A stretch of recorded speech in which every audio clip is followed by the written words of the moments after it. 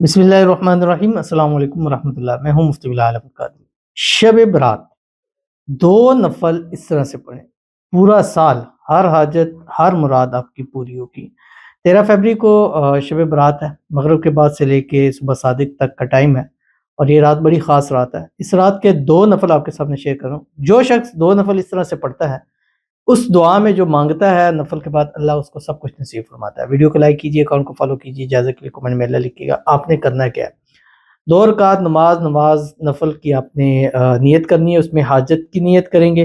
اس حاجت میں آپ کی کوئی بھی حاجت ہے، دولت کی ہے، پیسے کی ہے، رزق کی ہے، اولاد کی ہے، گھر کی ہے، گاڑی کی، جس کی بھی ہے، وہ آپ نے نیت کرنی ہے۔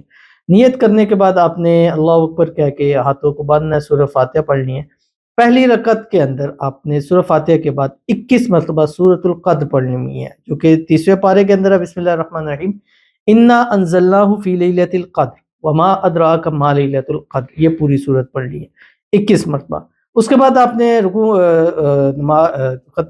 رکوع میں جائیں گے، رکوع سے اٹھیں گے، سجدے میں، سجدے سے واپس آ کے دوسری رکعت شروع کریں گے، سورہ فاتحہ پڑھیں گے۔ سورہ فاتحہ پڑھنے کے بعد 19 مرتبہ سورۃ الاخلاص پڑھیں گے۔ بسم اللہ الرحمن الرحیم، قل هو اللہ احد اللہ الصمد لم یلد ولم یولد ولم یکن له کفوا احد۔ اس کے بعد اپنی نماز ختم کریں گے، سلام پھیریں گے۔